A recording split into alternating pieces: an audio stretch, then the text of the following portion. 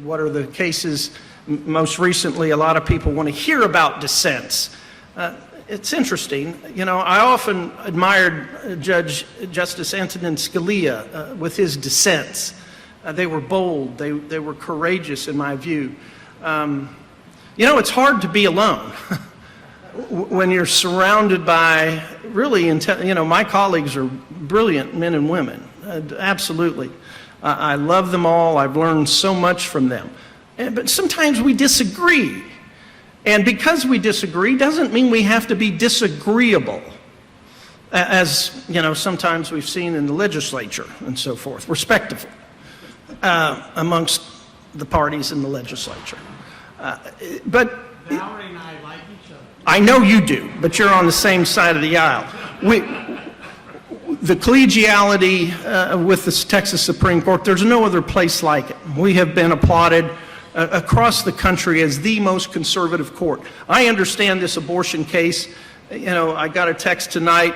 It's covered world news. The liberals are going nuts that we have the audacity to deny this woman an abortion here in Texas. Just outrageous. And he referred to it as they're trying to make us out to be Nazis, my colleagues and myself, because we denied this, that we abuse women, that, you know, we're just awful people. So without groups out there, without attorneys, Christian attorneys who are willing to pick up the mantle on some of we got lots of issues. Every day there are abuses to First Amendment religious free speech issues and so forth. Election laws, look at the election law abuse that happened. We're still fighting that. That's still out there. It's going to happen again. Do you really think the Democrats are going to roll over and let Trump be president again? Do you think they're just going to go away and all of a sudden find Jesus and be an honest election? I don't think so. So I think those kinds of cases are going to be back to us in this cycle. Maybe Harris County beat them and the city of Houston beat them this cycle, but let me tell you, they're not going to go away. Governor Abbott has appointed some very highly rated people, a lot of them from Harris County, quite frankly.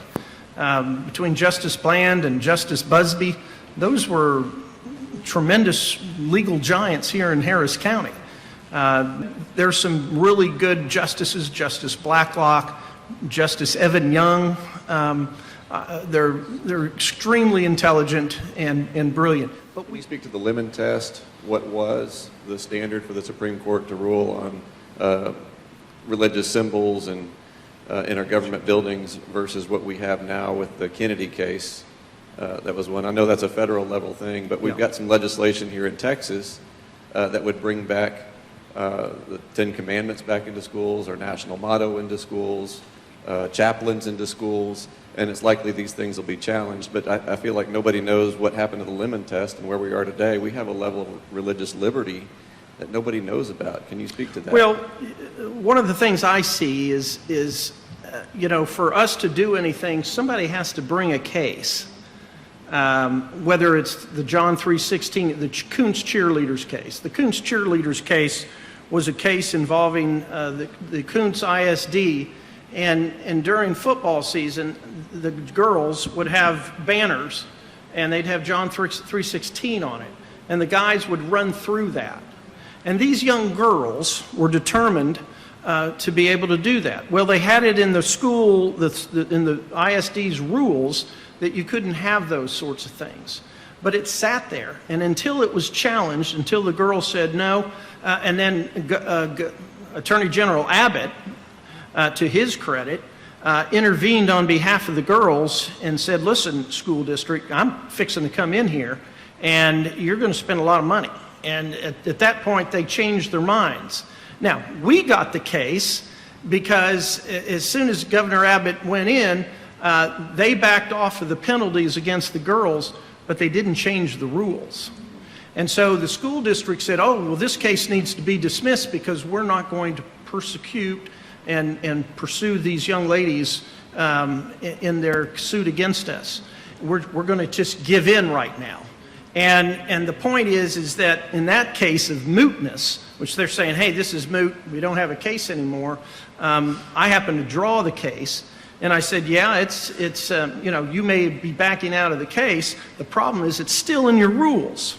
And until you take it out of your rules, it's not moot. Because the next session, you could bring it back again and impose it on a new set of girls. So we're going to go to trial, and we sent it back to the appellate court, who got it wrong initially, and of course they changed their mind and said, yes, this isn't moot, and the school district took it out of the rules. Yes, ma'am. Judge Devine, your thoughts? I saw today that the Democrats intend to go after Supreme Court Justice Clarence Thomas, something fierce. And there are other aspects on the national scene that are unconstitutional, like D.C. statehood. I believe that's totally prohibited in the Constitution, and other things this president is doing. Your thoughts on what we can do to help Justice Thomas, short of an election, because then we have to wait.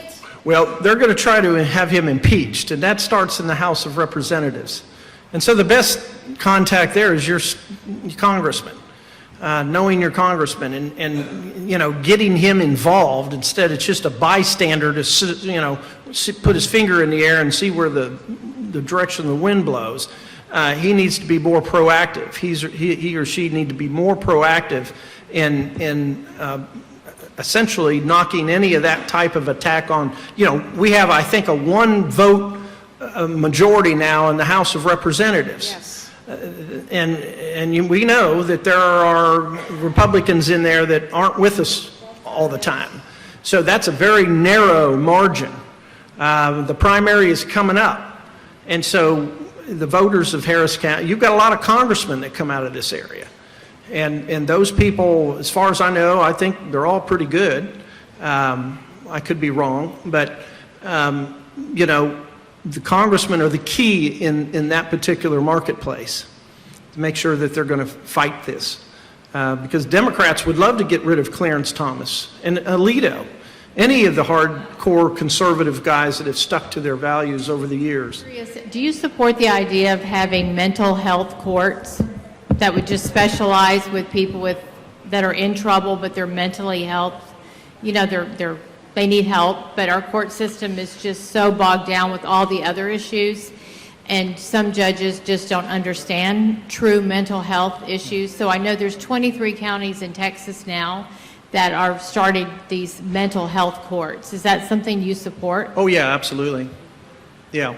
Usually what would happen is that the legislature would order that the Supreme Court, would manage that activity, and they would tell us what they want. And they would have us set up the infrastructure for that system. But I think there are courts that do have mental health dockets. Now, they may not be specialized in that. They may have incorporated that into somebody else's docket and so forth. But probate courts have that. Is that the sole arbiters of that issue, the probate courts? Okay. And you're talking about something specialized where they would solely do that. Yeah, I think with the rise of mental illness that we're seeing across the country, it's probably called for. Can you tell us how much money it costs to run a statewide campaign? Like, not any particular one, but just in case we might need to know. Well, if you've got a contested primary and general election, you're probably looking at close to $800,000. Wow. Well, Texas is a big state. There's 7 media markets. Just to do one mailing could be in excess of $60,000 across the state. And that's a minimal mailing. Wow. Well, thank you for that. Sounds like that anyone with a statewide campaign would need to raise about $1 million. Would you agree with that? That's the goal. That's the goal. As far as the money that Zuckerberg gave, that was given straight to your election administrator, mostly in blue cities, and we did come back and fix that in the legislature. We passed a law that private money cannot be used, only a really small amount by elections, to run elections, in other words. It does not affect how much can be donated to candidates, but it did stop the massive amounts that can be given to the actual people holding the elections. But that's only to Texas. That's not to... Right, that's Texas. In Texas, the buoys that were on that were in the Rio Grande. Yes.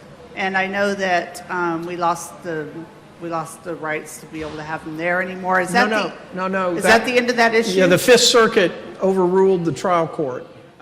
There was an attack by the Democrats to force Texas to stop placing the buoys in the middle of the Rio Grande, preventing them from invading. There's still 5,000 people a day coming across the border, so to the extent, it stopped anything, I don't know. But it's an effort that, has helped, I'm sure. But that's a federal court issue, as you said. They take the courage and the guts to stand up to these bullies, and they will buckle. I've seen it time and time again. We've seen it, recently in some of these legislative fights. And there are more to come. We need your help as elected officials. We need your prayers. We need your moral support. We need your encouragement, because there are dark days. And money. Thank you, Valerie.